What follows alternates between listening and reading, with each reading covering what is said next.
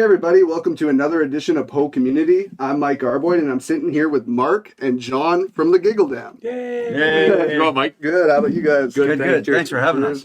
No problem. Yeah, I'm a big why fan. do I look like I'm the big drinker? I know.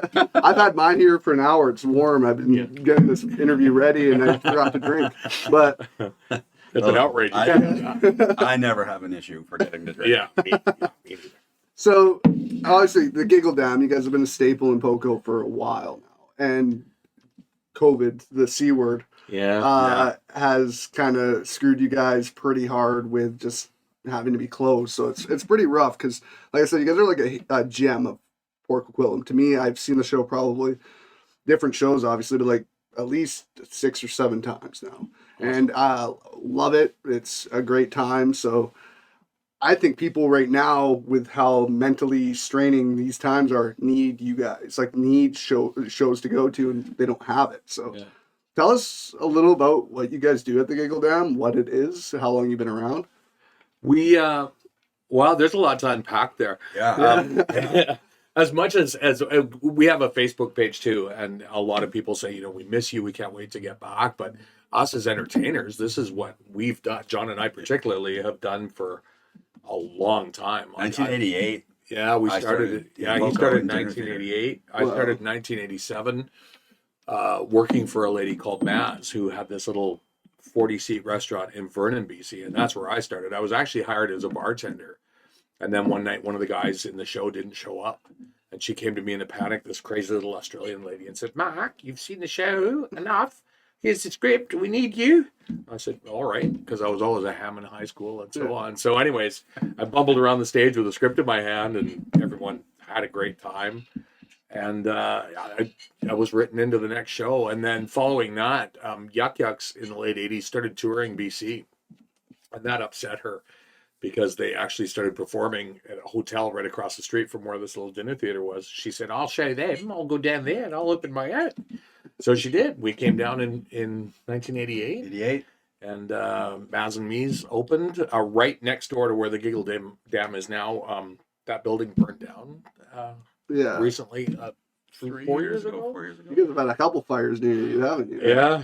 Too close. Yeah, close. That one was too close, nerve-wracking. but the other two, the next building beside it has burnt. Yeah. And then then the bowling alley's behind us in a parking lot, and then that building burnt. Yeah. Oh yeah, that was there was a good restaurant there. I forget what it was. the old deli. Yeah. Yeah, European deli. Yeah. Diesel's, yeah. It was awesome. Yeah. Great place. Anyways, Maz and Me's exploded down here. We renovated that restaurant 3 times, I think, to make it bigger over the years. And she sold in 97 to Lord Voldemort. And so after that, we sort of removed ourselves. A bunch of us ended up resigning in 2000. And we started just touring, doing our own shows and having fun. And in 2001, that building fell in our lap, literally. Yeah. And we got it rent free. We had to put the kitchen in, but we borrowed money from everyone and anyone that would give it to us and paid them back, fortunately. And the Giggle Dam was born in 2001. 2001, November. That's awesome. November 22nd. I don't know why I remember that date, but I remember we signed the lease and we're supposed to go in and start swinging hammers September 11th. I remember that. Yeah. Of 2000. Oh wow. Yeah. So that didn't happen. Yeah. We turned on the TV and we just that's Tower Day, right? Yeah, literally 12 hours straight of watching just the same just plane. like, oh my God, is this real? Yeah, just crazy. So, and we, 20 years later, here we are. Drinking beer. With you. Yeah. And I wish it was like us promoting a show coming up for you guys. Yeah, like, too. It's an amazing time. It's obviously times right now. I don't know how you guys are doing in this politically correct era we're living in, because I know your show can be a little bit like pushing the boundaries a little bit, right? We promote ourselves. What is it? What's the line? We're the last politically incorrect place left on the face of the earth. I told people when they come in. Yeah. Oh, my head's spinning right now. I want to go in so many directions. Comedy is it just is what it is. It doesn't have to have any hidden meaning. it's just fun, Yeah. and when you let, especially the comedy we do. Yeah. because it's It's very Monty Python-ish meets Saturday Night Live. it's very slapsticky, very in your face. Not a lot of, you don't have to think about a lot of jokes. You don't have to be up on all the latest news or anything to know what we're talking about, right? Yeah, It's all pretty. but there is some toilet humor. I mean, yeah. we're a theater for the blue collar worker. I mean, expelling gas of any sort is quite funny to us, and I don't know. I get so confused. We were doing really well until 2008. 2008 hit, and then we sort of felt the lull too. And we did our best to pivot and to do our thing and to try different things and to make different kinds of shows. Yeah. So an evening out at the Giggle Dam, for those of you that don't know, is you sort of arrive and you walk into the room, and the room's in theme. So depending on what we're doing, we might be doing a men are from Mars, women are from Venus thing, which is all men versus ladies all night, but the men get the brunt of the abuse in that one, right? Or a Monty Python night where everything's like a crazy, play on Search for the Holy Grail or something. So everyone's in English accents or whatever. So we run all of our shows themed.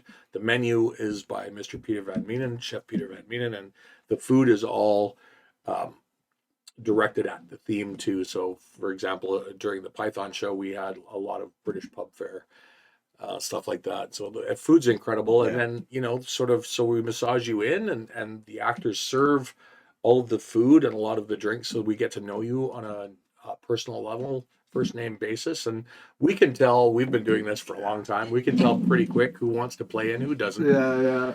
And we have the scaredy cat clause. A lot of people have heard, oh my God, if you go to the Giggle Dam, they're going to pull you up on stage. Well, we don't. To embarrass you. We bring a few people up on stage every night, but I mean, we couldn't bring up a whole group of, like, everybody in the theater, right? Yeah. And some people go, no, I can't do that. But if you don't want to, you don't. We want everybody to have a good time. Yeah. If you want to just sit back and watch it, We're more than happy to let you do that. Yeah, there's enough people in the crowd that would want to be part of the show. 100%. And that's sort of why we serve the food and stuff. We sort of suss out who does want to play and who doesn't. Yeah. And so we have a little map that we sort of make notes on and who would be good for what parts that we need filled in the show. But now with COVID, that changed the nature of our show too. We couldn't bring people on stage with us anymore. Yeah. And then Dr. Bonnie, said we had to have like a physical barrier now, no longer 9 meters, but a physical barrier between entertainers and the audience. So because we sing, cleverly hung up a physical clear barrier. shower curtains. We call it the COVID curtain. The COVID curtain. Yeah. So, but I mean, everyone could see us, but we couldn't see anything. Oh, brutal. Yeah, looking with the light shining into the curtain, it was like looking through a glass that someone had drank milk from. Yeah. Brutal. Yeah. But from the audience perspective, it was like watching through a window. Yeah. They could see fine. Us, it was a really milky, And weird. you're sweating and you're performing and you feel like you're in a box and And as a performer, like, we feed off the crowd. We love to see the reaction on the face, especially with what we do, because it's in your face kind of humor that we do, right? Like, we play to you. We break down that typical theater fourth wall, and we actually look at the people in the crowd and we talk to them and sing to them and make it about them, right? Whereas a regular theater, no, poo-poo, you don't look at the crowd, right? Yeah. So when the COVID curtain went up, it was like that was gone. All we could see was little glowing from the candles on the tables, And that takes so much from your show. Like that, it's like you said, the crowd is a part of it. Like, I come from a wrestling background, pro wrestling. It's a show. The crowd is essential. WWE, the biggest company in the world, is running with no crowd. It's where you get your energy from. Yeah, right? It's a legit where you get your energy from. It's how you can, in wrestling, you can, if the crowd doesn't like a certain guy or likes a certain guy, sometimes they're supposed to like somebody they don't like, and that's how you actually like turn them, or like you take the crowd response, and that's what actually can like form storylines and form the show. Exactly. And it's just, so now you got guys going out there, they have just basically TV screens of fans at home's faces that are watching. Like, they don't see that angle or anything. It's just them sitting there in their bedrooms being told to respond a certain way, and it's not authentic. It's not real. Exactly. We did a New Year's show this year. It was the only show that we did after we got shut down in November. We did a virtual New Year's show but because of the nature of what we do, we couldn't do any of the comedy bits because it just doesn't read to a camera. You have to have that audience reaction. You have to have that audience be part of it. So luckily we're all fairly capable musicians and singers, so we did a band set, an hour-long band show, and it was very good, but we had a lot of people say, you know, I really miss the comedy, but like you said, you need the crowd to be part of it because they form part of the storyline. I watch a lot of stand-up, and that's literally a person's stand-up can be completely changed depending on how their audience is reacting. Of course, right? For sure. So like if you're going with something that's not fitting with the crowd and you have no idea about that and you keep going with it, it's just read the room. Entertainers usually know how to switch on the fly and adapt and it's I really feel for you guys. Like it's like I love what you guys do, and like I said, I think people need comedy and need the social aspect and just the entertainment aspect right now. It's a great time. And the food and booze is a treat too, right? Yeah. But that's one of the things we like to pride ourselves on. You know, people can come to the Giggle Dam. They could be having the worst day of their life. They can walk through the doors of the Giggle Dam and for 2.5 hours completely forget about it. Yeah. Just we entertain them, make them forget about the struggles of life and what's going on. Let your hair down, relax, have a good time. That's what we're about. That's all we're about. Yeah. And like you guys said, you guys have are musicians as well. Like it's so like the last bit of the show always ends with music, right? With music, yeah. So the first the first part of the show is the comedy part, sort of interspersed throughout meal service too. But then there's an hour-long section, roughly hour. Sometimes it can be 50 minutes. Sometimes it can be an hour and 5, depends on the night. But that is sort of the comedy section of the show, and then we give everyone a break and they can reload their drinks, and sort of we serve desserts there. We give them a little break there, and we change and come out as this 8-piece rockin' band, and we just do covers and do our own plays on it and get people up dancing when it's not COVID. Yeah. And and people just come and dance. I mean, where can you go to get like comedy, a great dinner, drinks, and then dance afterwards? I mean, that sort of place just doesn't exist anymore.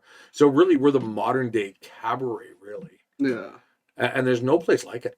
No, I can definitely agree with that. I mean, being in Poco and just being like it's like places like that. Not like you guys would get lost in Vancouver, but there's so much to do in Vancouver that there like maybe it wouldn't be as just a gem. Obviously, your entertainment would be a gem, but there's so much to do. Poco, you guys like it's part of. You guys are a huge part of this community, a huge part of the Tri-City community.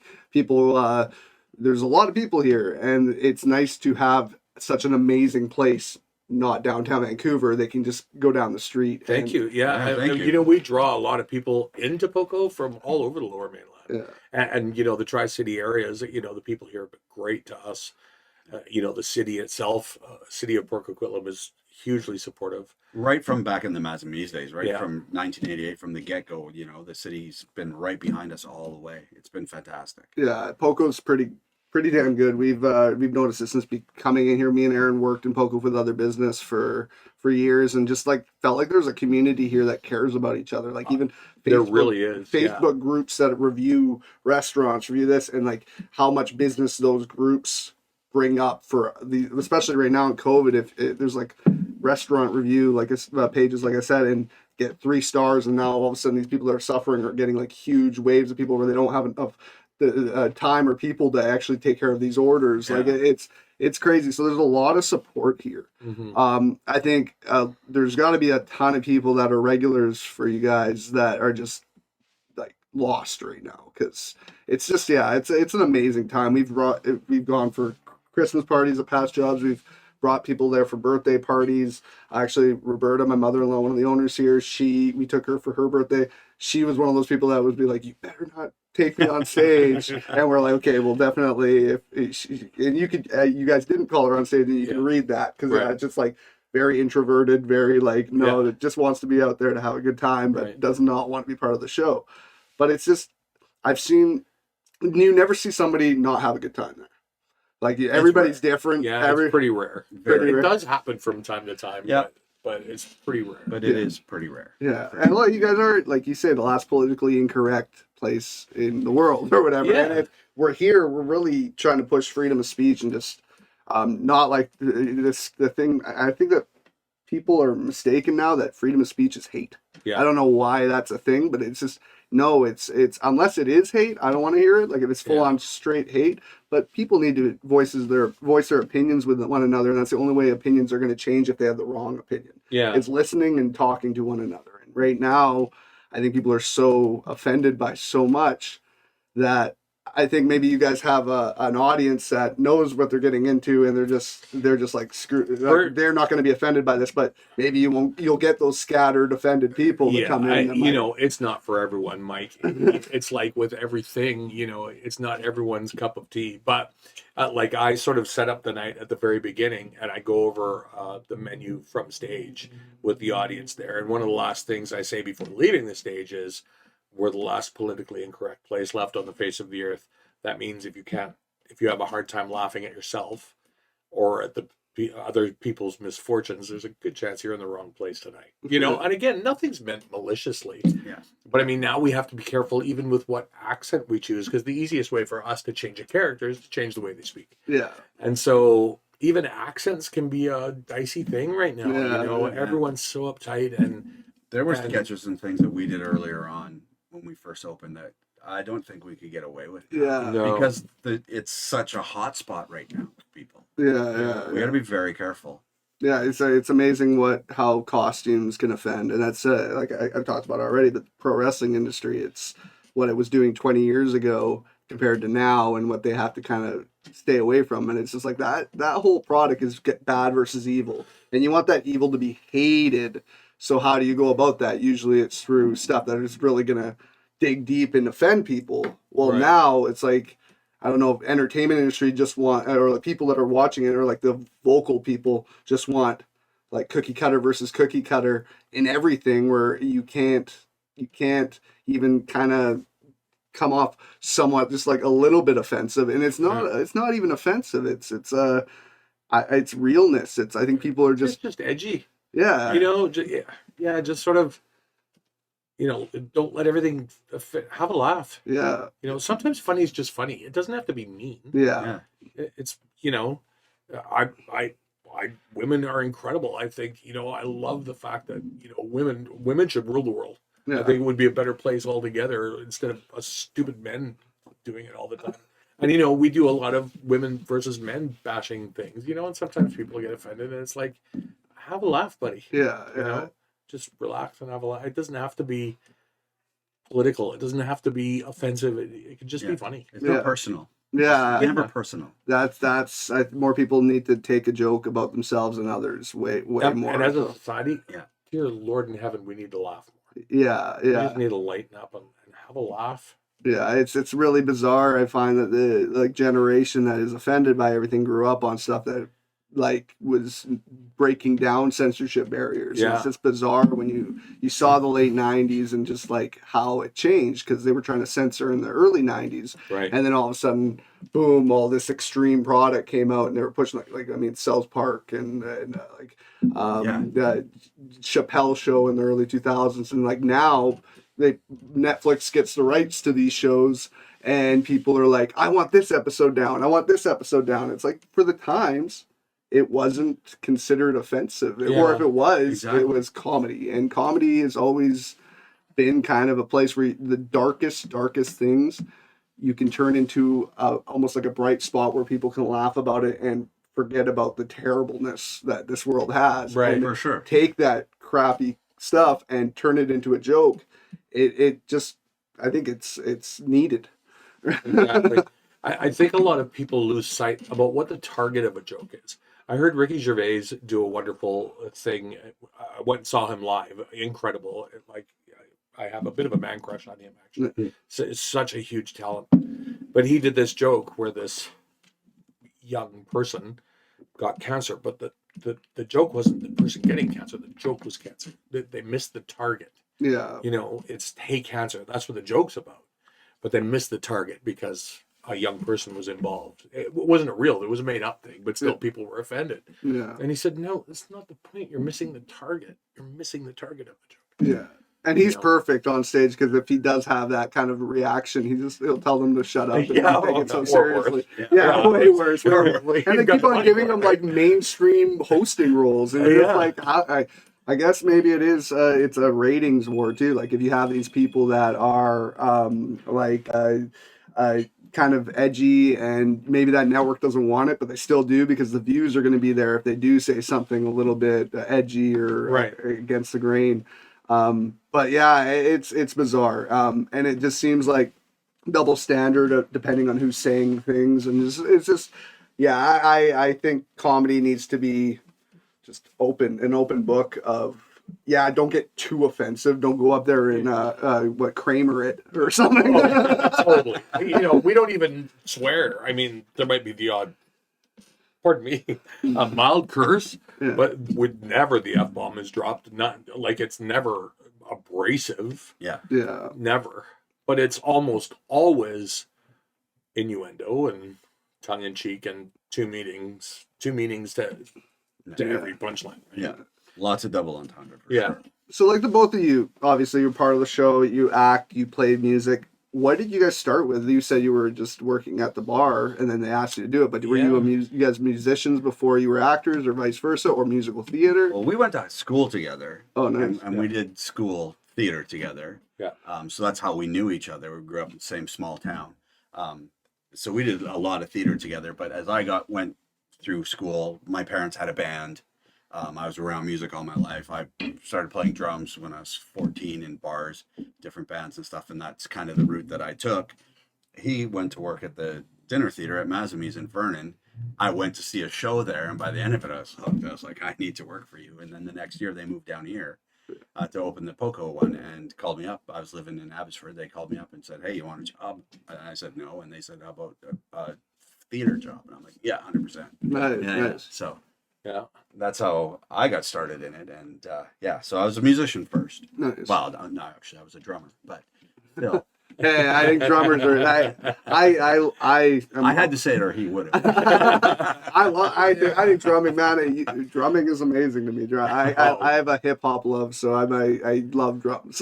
Nice. But I went to school for music production, a bunch of other things. I had family in the music industry. Music was always that's my background. It's music production. Right. And then now it's podcasting, video editing, and it kind of all ties together. I think if you're like that's what I was kind of asking. It's like if you are a certain type of performer as a musician, it's not, I wouldn't say easy, but it's a way better gravitation towards that entertainment acting bug that you can get. And if you can do both, you see some of the best entertainers in the world of bands. Like, maybe they're not actors, but their stage presence is like it's a character. It's a character for sure. Yeah, absolutely. Yeah.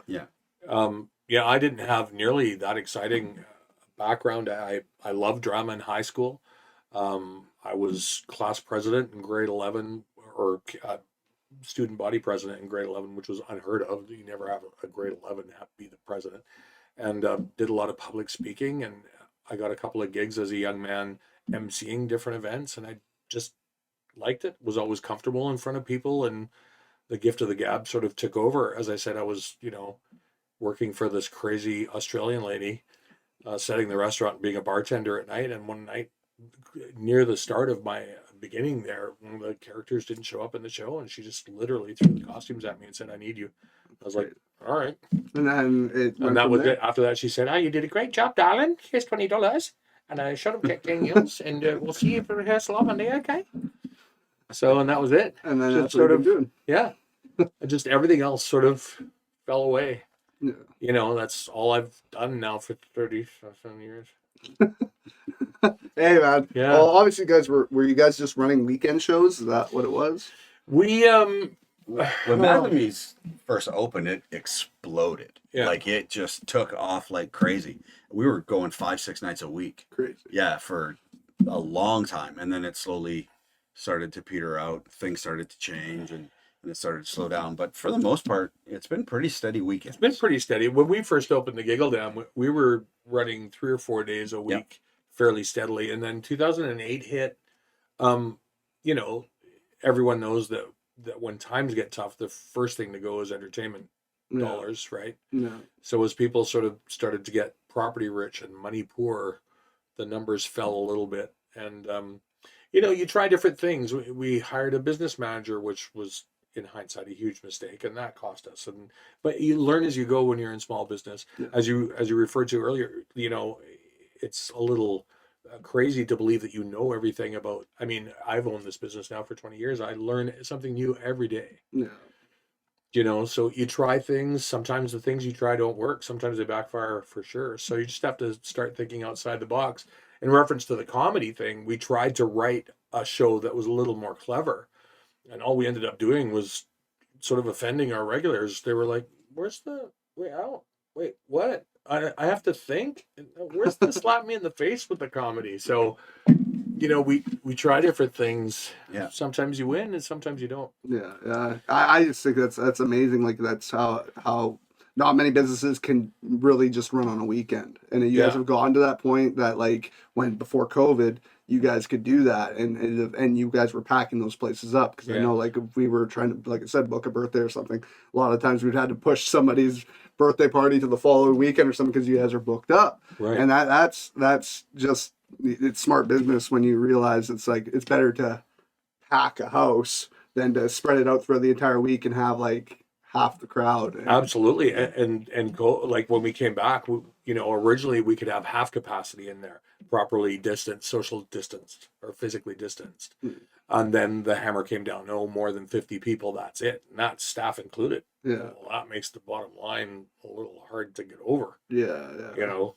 And it, there's a different atmosphere in that room. It's a very, as you know, sort of a warehousey feel. It used to be an old nightclub. It's very open. It's, you're sitting at long tables with other parties, traditionally before COVID. And when the place is packed, there's an energy in there. Yeah. When there's 70 people in there, it's a little heavy. The room's heavy. Yeah. So there's definitely a buzz, and we're fortunate, if every night could have been Saturday night, we could have made honey at a horse poop.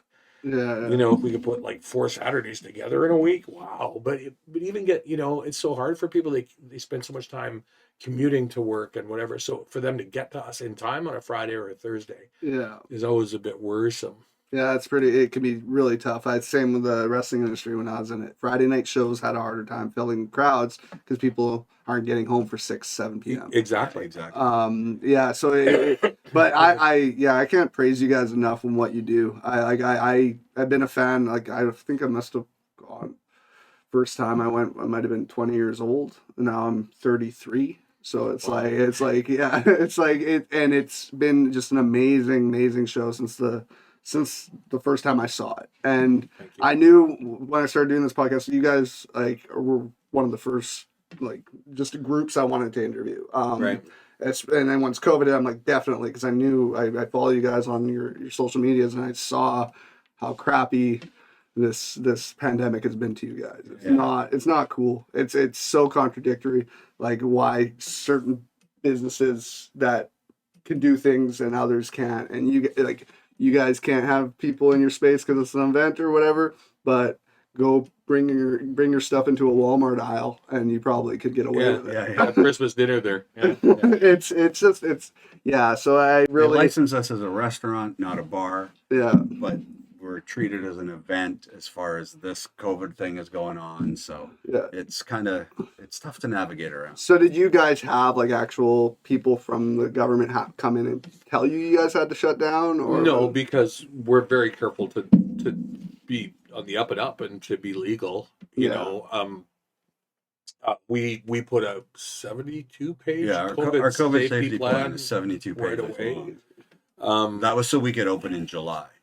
Yeah, and it was intense. And it's not necessarily that we're not allowed to be open either. I think in general, our clientele, while varied in age from 19-year-olds to 80-year-olds, probably lean towards people more our age, sort of 40 and up as a rule. So I think a lot of people are a bit scared right now to go out anyway. I mean, you go to a pub of late, and there's not a lot of older people really hanging out in them as was the tradition before. So I think we try to stay the course. I mean, fortunately, we get some help, a bit of help from the government, because we do have a history here and a business plan that enables us to show them that, this is really killing us. And so we do get a modicum of help. And, I just pray for a vaccine to come out and put this behind us, so we can get back to a modicum of normality for all of us. Yeah, and it's always hoping for that next big holiday, I guess, for you guys too, because you guys do holiday-based shows, right? Yeah, for sure. So yeah, our slow time is the summertime, because there's so much to do for free, and heaven knows we don't want to be inside when it's 30 degrees outside, and the sun, it's light enough to play golf until 10 o'clock at night. And we're coming in on a Saturday going, oh, we should be having a barbecue, so we don't want to be there necessarily either. But right now, in particular, this is our busy season from sort of October to March. That's our make honey out of horse poop time of year. And at Christmas time, with it's a great place to bring a staff party, because you don't have to talk to the people you work with, which is just the best for most people. Yeah, it is. Christmas time we go 6 nights a week. Yeah, 6 nights and a week. we're packed. Packed 6 nights a week. So that affords us normally the lean time, and we didn't get that this past year. We missed it because everything got shut down. So that's brutal. Including us. Yeah. So we don't want to push the envelope and try to open. We don't. We want to be socially conscious. We're deemed an event, so we said that's it. Lock it down until we're allowed, and until it's safe for everyone. Yeah, it's really hard to do, because obviously, like, what, you guys have 8 people, you said, in your performance. In the performance part, yeah. Yeah, and then you have your staff that works. Yeah, we have 42 people that work at the Giggle Dam, and so for the better part of a year, they've all been unemployed. Yeah, it's brutal. And where a lot of them is that like your full gig? Like, is that what you? No, there's a lot. That's my full gig. Yeah. That's all I do. There's a few that's their full gig. Their full-time gig, yeah. But a lot of people are there. A lot of our employees are there just because they love the place. We're all there because we love it, and we are like sort of we make jokes. Our clientele has sort of deemed us the Damily, because we're all so close. And we fight like brothers and sisters sometimes, and we just get along and have barbecues on weekends. Yeah, we all hang out outside of work. Like, it's not like, okay, see Monday. A family. We hang out when it's. Yeah, you guys are a successful small business, and a lot of small businesses are that. You always hear, like, you guys have the parties, staff parties, and like I said, you don't like talking to people you work with, and those are a lot of the medium to big size businesses that have multiple employees, and you're never all going to get along. But it's nice with small business. If you are growing, or you've been together for so long, you do get that family vibes. Families don't always love each other, but they still hang out, and they still like being together, and still. And when you're hanging outside of work, that's not. A lot of people don't do that if you're working for a big corporation or something. Like, I don't want to see that person until Monday. If it's Friday, right? And when we do events, like with the group, like we had the Dam Olympics, like, a few times, where we were just a big backyard party. We'd plan all these games, and it was just a family thing. Split all the staff into teams of 4, and it's red, blue, green, and gold, or whatever. We just play games against each other, and all the spouses, kids come, and we just love hanging out with each other. It's really fun. It's a really great group of people, and there's a lot of businesses, like you said, that just doesn't happen. No, I've worked for many businesses where I couldn't stand a lot of people. I like a lot of people, and it's just you'll never have that, and that's fine. Yeah. But a place like yours where it's a Christmas party. Nobody has to be fraudulent with each other. Right. Go enjoy a show, drink some drinks, eat some good food, go home afterwards. Most of the time, you see a boss get embarrassed on stage. Yeah. That's great. Like our boss that we worked for got brought out stage, dressed in like hula shells. And, and it was great, because certain people really got along with the boss, and there's some people that really didn't get along with them. So it's funny for both. Like filming it. And so I can't say enough about what you guys do. Thank you. It's, in my opinion, it's the best night out in the Tri-Cities you can have. That's straight up the truth. Right now as a business owner, and if you guys were running, I wish I had the money to go to your show every weekend. Obviously it's not happening because you guys are shut down, and because as a business owner, money isn't growing on trees. Right? Not right now. It's that time for sure. So yeah, like obviously it's all about what's happening with the vaccines, and if Bonnie Henry lifts anything for the businesses being able to run, but with the numbers being pretty much the same they were 3 months ago. Like, it's pretty discouraging. It's tough to take some time, and it's tough to try to stay positive, and because every day it's, personally, I kind of just wish that in November we locked the whole province down for 3 weeks again. And got control of it, and then started to reopen again as we did a year ago. That's what we did a year ago, and it worked until, summertime when things got out of control at beaches and what have you. But until then, I kind of liken this to be what it's like to win the lottery, because I don't have to do anything ever. I get up and I do what I want because I don't have to go to work. So it's like being rich, except without having the money. So as long as there's food and toilet paper, I'm golden. But you know what? It happened to us. When we decided to do this, it was 2019. We all left our 9-to-5s to build this place up, but because we didn't have a location yet, we were looking around different parts of the Lower Mainland. We were planning it out. We didn't know a pandemic was happening the next year. We were just go in 2019. Got the location. I wish we knew this crap was coming. For one, we could have put a delay on the business, but also gone away or like have a mental break, because now it's literally, as a business owner, you're living on an edge of it's the edge of a cliff. And you don't know like when the edge of the cliff is going to break off. Right, exactly. You don't know if you're going to be able to back up from that cliff and just like go right back to normal. But it's scary because there's been no respite for you. You've just been work, get it open, and now you need to work to keep it open because of what's going on. With the pandemic, Well, and it's you guys are in the entertainment industry. We want to do events, and we were planning events. We were allowed to still do them. We were allowed to have these events. But every time we started promoting it, Bonnie Henry would get on TV and say something that would really scare people. And it was like, well, we just spent a week, 2 weeks promoting this get together that I think we're just going to cancel now. And that's like, so many business owners, I think that's where it is. It's like, you want to be ready for when the floodgates open and ready to do these things that we're not allowed to do right now. But you don't want to get too ahead of yourself, because if you start planning and then all of a sudden it goes back right to square one, you've wasted all this time, money, energy. Effort. So you have more and more people staying home and just not knowing what to do with their days, and it's depressing. Well, we had our Christmas show done, rehearsed, we could have walked on stage and performed it, and we got shut down.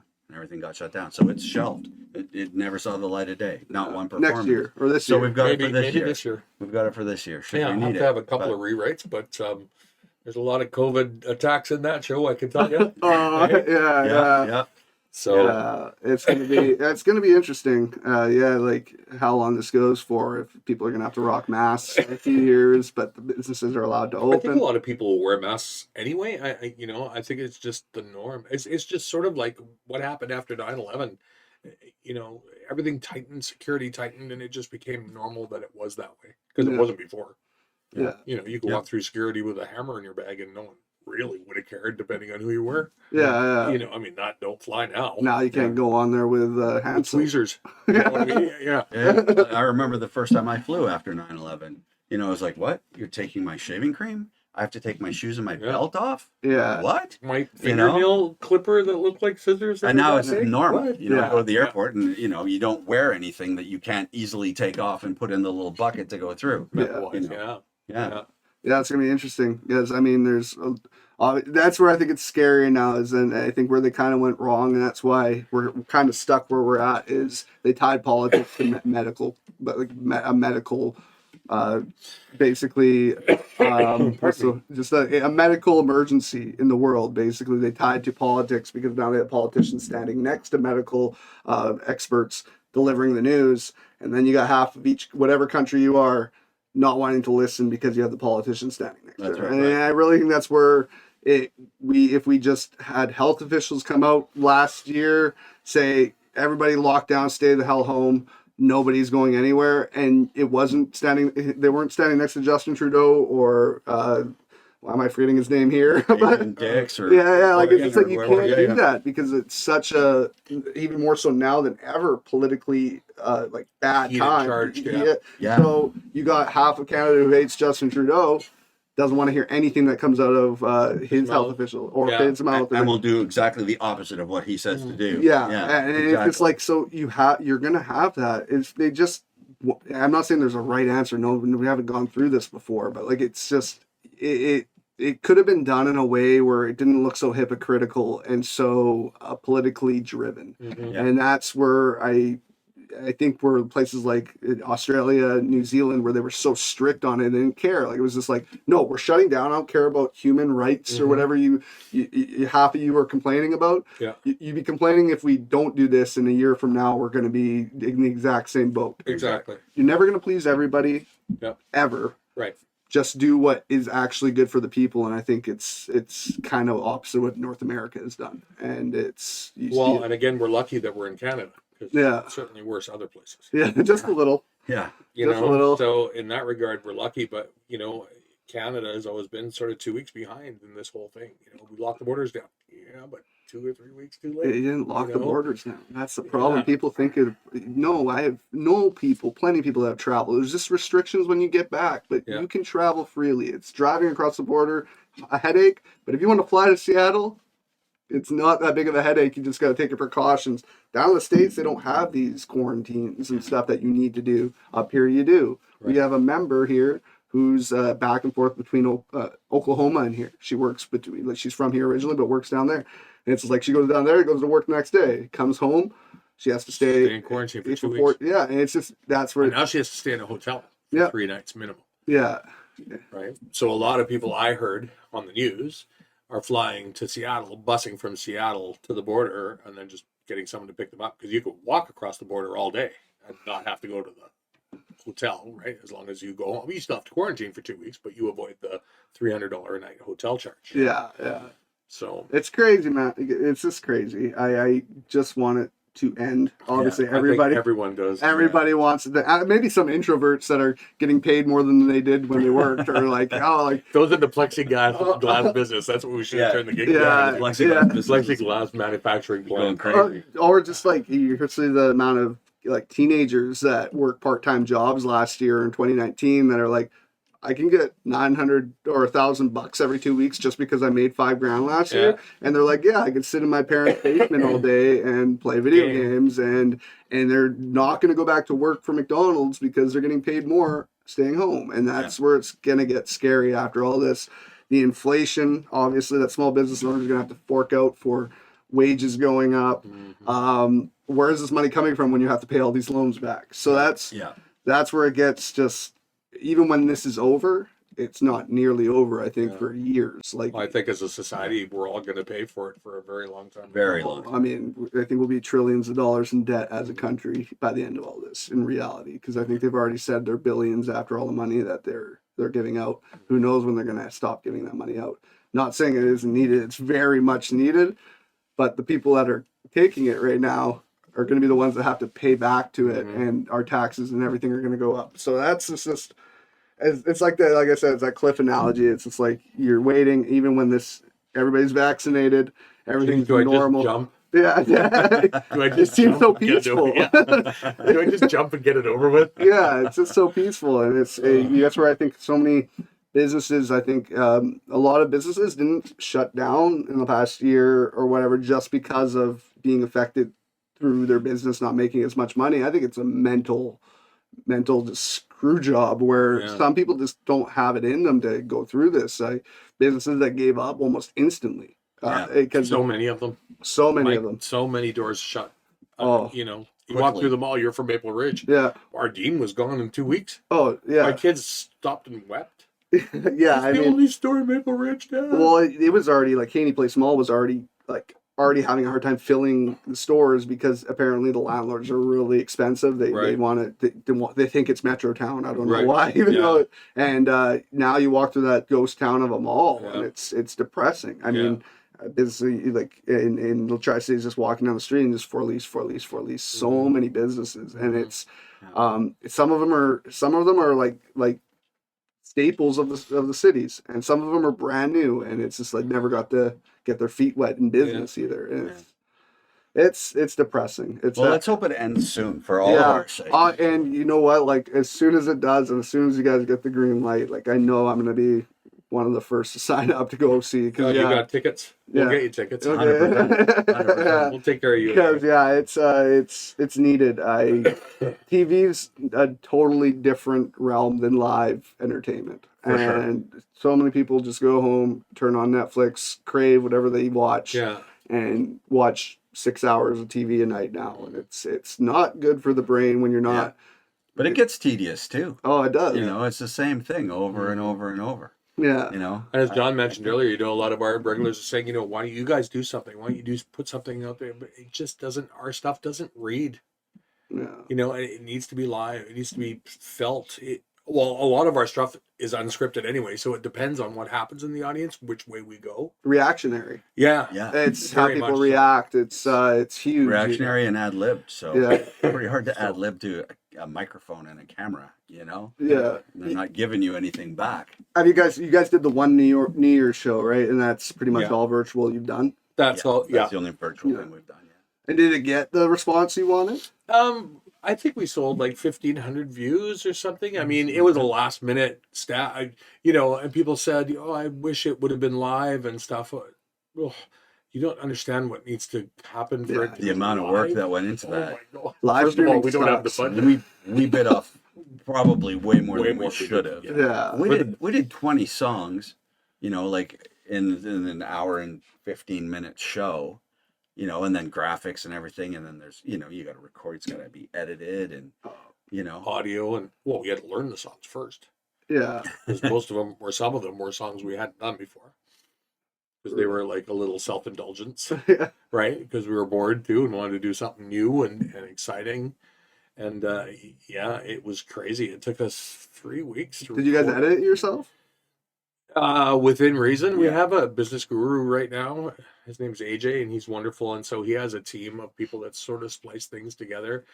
There was a lot of hands in that basket too, which got confusing. And it's just like, I could only imagine. I do this podcast, and I do all the editing, and I do all the producing, and I do all that. And it's just sometimes if I'm doing a basic podcast with one camera angle, it's easy peasy. But as soon as you have a 2-hour podcast that has 3 camera angles, and the customer wants it out by the end of the week or something, and you're just like, you don't realize how 2 hours turns into 12 while you're editing. It's insane. And I think that's where like this space we have, we're really trying to get that into people's heads. Is it's like business owners that don't know how to do the media aspect.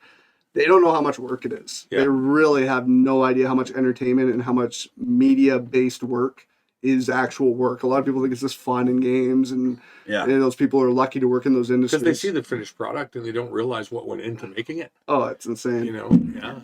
And you guys know how audio can ruin everything. You guys know, it's so 8-piece band, 8 voices singing, 5 instruments wailing. We did record it live, but then we had to go back, and there was different mistakes on the guitar or bass or drums or vocally. And we would have to splice them all together, so we played with click tracks so that we could intermix it all to make it sound. Yeah, it was because when it's live, crazy. it's live. Like sometimes there's mistakes, and Lord knows I sang the wrong words at one point, and me too. I mean, but to get it together so that it looks professional takes forever. Our music or our AD, she spent 120 hours just mixing the sound. Yeah, and then it's digital. Yeah. Right? It's all recorded digitally, so all of a sudden one file becomes corrupted, and you can't do anything with it. And there's so it's okay. Call everybody back in for another night. We have to re-record this song. Yeah, it's brutal. There's so much work that went in. Try to get your hair the same way. Try to wear the same clothes you wore. Oh, I have it happen here all the time where audio issue, all of a sudden the microphone starts buzzing for no reason, and we find out not till the end of the interview, because I'm not producing it with headphones on right now. I could have someone helping me, but I don't want to pay a producer because I can do it myself. But it's just, I've had literally a 2-hour podcast. The first hour audio is not working, and then all of a sudden it just clicks. So use the microwave downstairs. Yeah. There'll be some ringing on this one earlier. It's not my phone. myself. And it's just, or like I had people like they wanted it to be really kind of scripted podcast where they want certain questions, they want like they need it done in a certain way because they're just not comfortable doing this. They're doing it because they know it helps the business, but they're not very comfortable doing it. So they'll be like, "Oh, can I do that again?" And I'm like, "Yeah, for sure." And it's like they ended off right here talking, and then all of a sudden they're like. It's just like, okay, I can't make that naturally look like you just did not screw up. Right. Like that's not how it works. So yeah, I try to make it like, okay, if you're like this, go back to that position, start from there. I can make it look as maybe I'll put a graphic up to kind of confuse people or something. Yeah. But it's just there's so much work that goes into this. And did you guys like edit how quick, like how soon before had to go up? Did you guys have it done? We were finished recording December 7th, December 8th. We finished recording, and then, well, it went up on the 31st. Yeah. But, I mean, it had to go to we had to mix all the music and everything first. Yeah, the audio wasn't mixed until the 20th? 20th, 21st, something like that, yeah. Yeah, and then you've got three cameras recorded over 3 days. Hours of film. 20 songs. With 3 cameras recorded, each one probably 6 times. You've got all that footage to go through. Yeah. And try and, it's not easy. Yeah. It's not easy. And then you've got people, looking at it going, well, I want this shot. And someone else going, well, but I want that shot. Finally we just said, okay, we'll give you suggestions. You use what you want, kind of thing. Yeah. Yeah. Especially when you do it that way. You're here in the editing process. Yeah. And oh, I would like to be in this. It's like, no. You're the creative director. You make the final decision, I just said mixed. I don't care. Just make it look good. As a group endeavor, make it look, I don't care. Yeah. But it turned out very, very well. Where did you guys air it? On your website? Or was it? YouTube. YouTube? Yeah. It aired through YouTube as a ticketed thing on New Year's. You had to have a code and everything to get into it. But now there's a link on our website. You can watch it. Cool. 24/7 if you want, but it's all through YouTube. Cool. So that's one thing I'll ask you is like, where can we find you guys? Updates of what's going on with you guys? Obviously, website, social media accounts. Yeah, our website's giggledam.com. Instagram at the Giggle Dam. Twitter at the Giggle Dam. What else are we on? Facebook. Yeah, facebook.com/the Giggle Dam. Cool. Yeah. I'll definitely put a graphic up at the end of this where how to find you guys on that. Obviously, you guys, one of my favorite things is your dip. Yeah, the Beaver Dip. Chef Peter is amazing. Chef Peter, fantastic. Yeah, we've had a couple of one-day sales, and we'll probably have another one here pretty quick. So you just sort of, we'll put it out on social media, and then you just contact our box office or our website or whatever and order it. And then pick it up at a certain time. Has there been a good response to that when you guys? Oh yeah. We've had people drive from Squamish to grab like 6 jars. And it freezes really well. It freezes, nice. So you can get like 6 jars, stick them in your freezer. Good to know. Take it out for. Yeah. Chef Peter's amazing. It's so addictive. I'm definitely always the culprit for why the table needs to order more. Is that right? So the first one's free, but we bet you can't eat just one. Yeah, and it never do. That's the real deal. Yeah, no, I as you can tell, I like my food.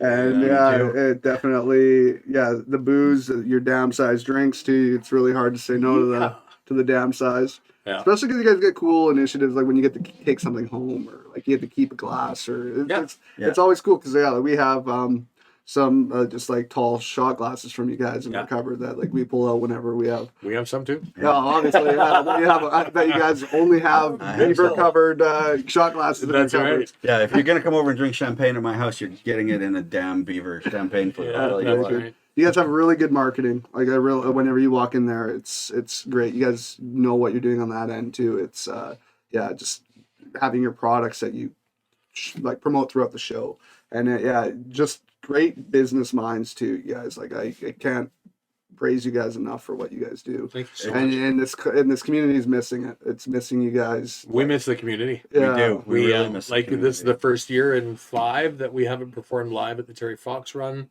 We were in charge of running the main stage at PoCo Grand Prix for the last 3 years. Like we put on all the entertainment there. Like we performed as well as taking care of hiring other acts to come in so that there's something for the city all day. And I mean, you know, we get some promo from the city, but that's something we love to do just for the city because the people here are so good to us. Yeah. You know, the car show, we did some stuff for the car show, and we just miss all that, you know? Yeah. It's like, oh, we should be doing the Grand Prix right now. Last year, I remember texting John, we should be doing the Grand Prix right now. We should be on stage. Oh, no, I miss it so much. And that was only like 3 months in.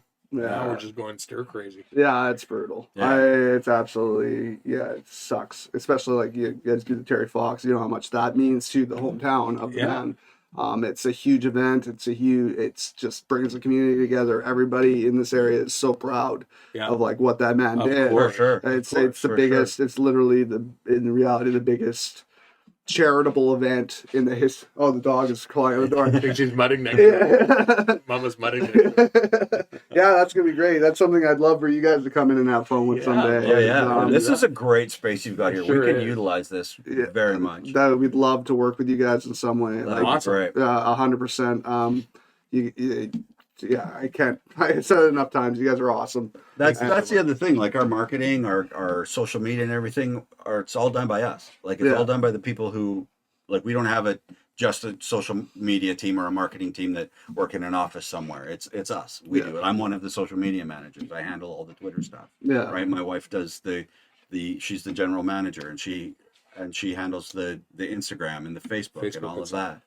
You know, and it's a lot, so everybody knows how much work that is.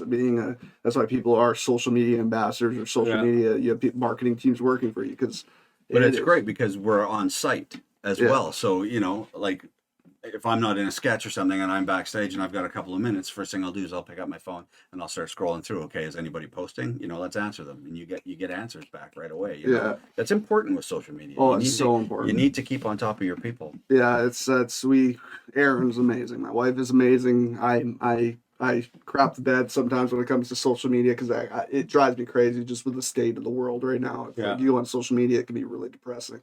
But she just goes, and people don't realize how much work that goes into that. And oh my gosh, yes. Promotion is, it's almost, it's easier than it's ever been because there's so many ways of doing it. But once you add all those different things you got to do, how many different social media websites do we have now that multiple people go on to? Right. And you have to literally post one thing to every one of them. They'll have different image sizes. They'll have, exactly. It's a headache, but it's so crucial. But yeah, guys, I think I should probably wrap this up. Just because, how long have we been going now? Probably close to an hour. Say. Was it? Yeah, probably close to that. But yeah, no, I love you guys, so much man. for having us. Thank you so much. I think you guys are hilarious. I think you guys are just amazing for the community. And yeah, I wish nothing but the best. I hope that this shit ends for you guys soon. And for you as well. And for you, for all of us. For everybody. And thanks so much for having us, Mike. No problem. Thank you for coming in. And like I said, if you guys ever want to use the space for anything, we'd be happy to work together because, you guys are legends. There's so much here that we could utilize that would be great for us to hear. So even if you guys want to come in for a beer anytime, especially come by. There was beer. Yeah, come in on a Friday. Our members, like we have a very safe social this, and it's 7,000 square feet. So we haven't packed this place with members yet, but when we do on Friday, sometimes we have a good amount of people here.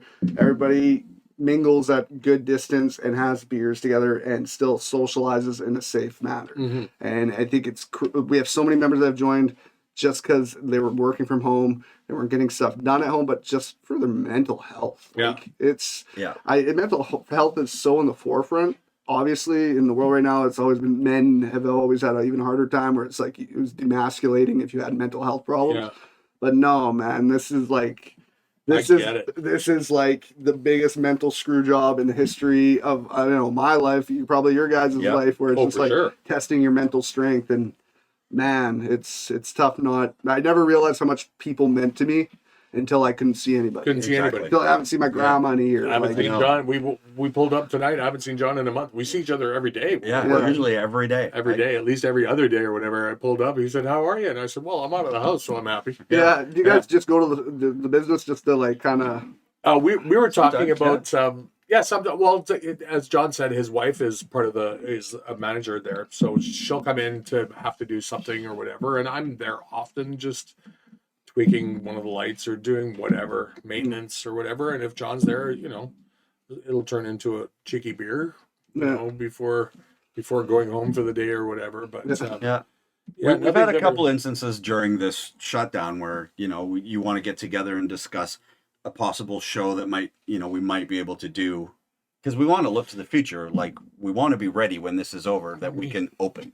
You know, we're going to have a show ready to go. We're not going to have to go into 6 weeks of rehearsal. 6 weeks of rehearsal. Who am I kidding? 2 weeks of rehearsal. You know, we don't want to have to do that. So we get together every now and then to discuss show ideas and stuff. And like we said earlier, we all hang out. We're all friends. We're all buds. So, you know, we all go in and sit, you know, nice distance apart and do our work. But, you know, keep fresh too, because like it's not like riding a bike. It really isn't. I just recently am getting back into wrestling. It's not like riding a bike. No, for sure. It is. You have to get back into a like a constant mentality and just like kind of get into a groove of things. When you guys have shows going, obviously you get into a groove. You do the same shows for a short period of time, and you just get probably better each time because you guys are mastering it. And so it's you know, I said tonight, I don't know if I remember how to do this.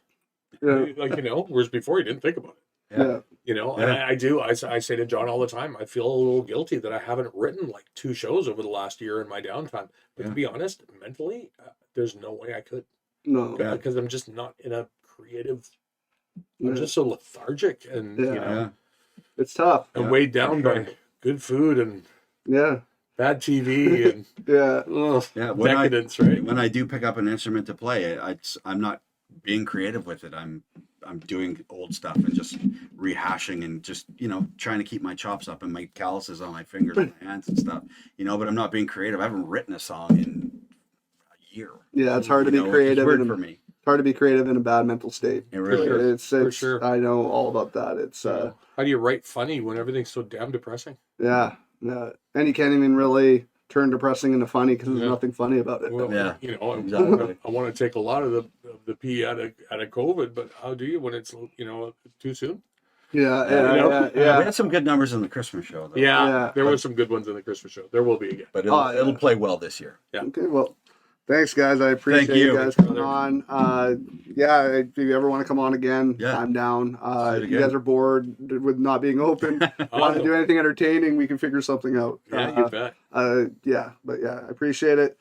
Thanks for watching, everybody. I'm Mike Garbwaite. This is Mark and John from the Giggle Dam. When they're back open, go to their show and check them out now. Check out their Christmas or New Year's special. Sorry. It's on YouTube, like you guys said. Link on our website, giggledam.com/watch. There you go. That's all you need. Awesome. You'll be taken right to it. Thanks, guys. I appreciate it. Thanks, Mike. Thank you. Cheers. Have a good one. Bye.